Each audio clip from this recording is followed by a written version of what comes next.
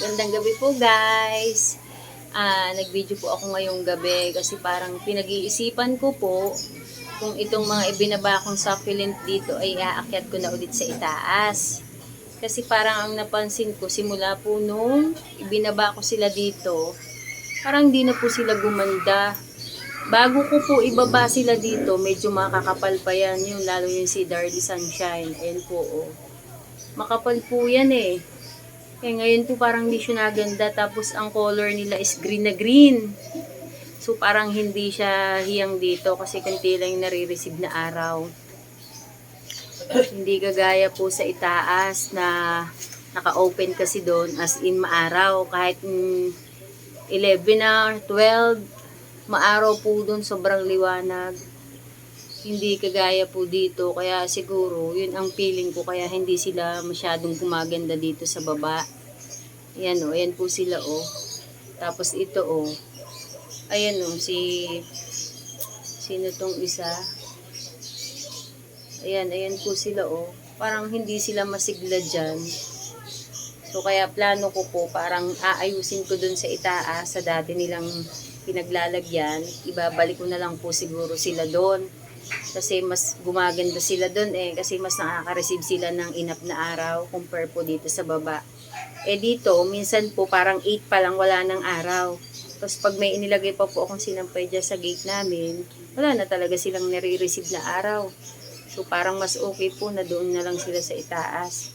Siguro ang ilalagay ko na lang po dyan, ibabalik ko na lang po yung mga ornamental plants ko para yun naman po mas okay din na nandyan kasi hindi naman yun kailangan talaga ng sobrang init. So pagpapalitin ko na lang po ulit sila. Sa baba naman po, ayan o, yung mga ornamental ko, si Billy Tay, andyan na po kasi nagwa-wide na po yung dahon niya. So kailangan niya ng malawak-lawak na space kaya dyan ko po inilagay. Tapos yung ito po yung isang itinira ko na lizard. Pero parang plano ko na rin pong ikat.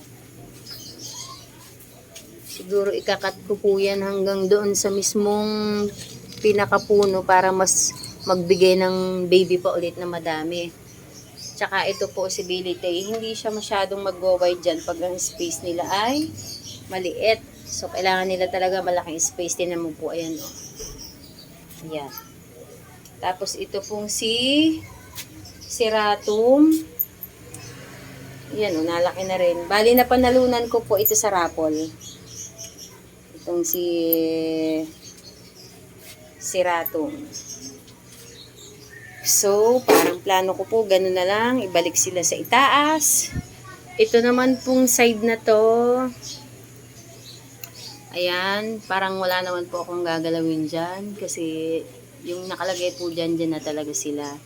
Tapos ito nga po pala, oh, papakita ko na rin po sa inyo si photos na neon. Tingnan nyo po guys, oh.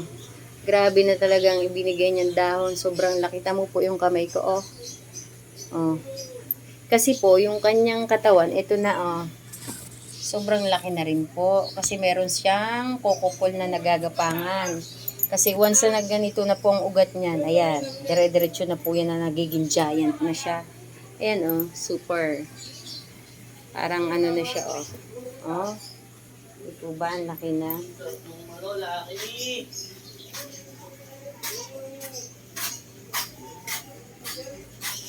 Tapos ito din po oh, si Jade and Ford. Nagiging giant na rin po siya. Ayan oh. From this to this. Ito ba, ang laki na oh. Nakakatuwa. Sobrang laki na niya. Tsaka ang ganda rin po nila dyan. Ito si Marble Queen. Nag-start na po yan na maging giant na rin. Itong mga bago niyang dahon. Yan, ang ganda po. Oh. Sobrang ganda po nila dito. So far, okay na okay sila dito. Itong si Cookies in Cream po ay leggy na. So, iniisip ko kung mamarkot ko siya dito sa katawan niya. Ayan po. Sobrang leggy na to. Yan. Plano ko po i-markot na ito para magbigay siya ng sanga. Para mapadami ko si Cookies in Cream.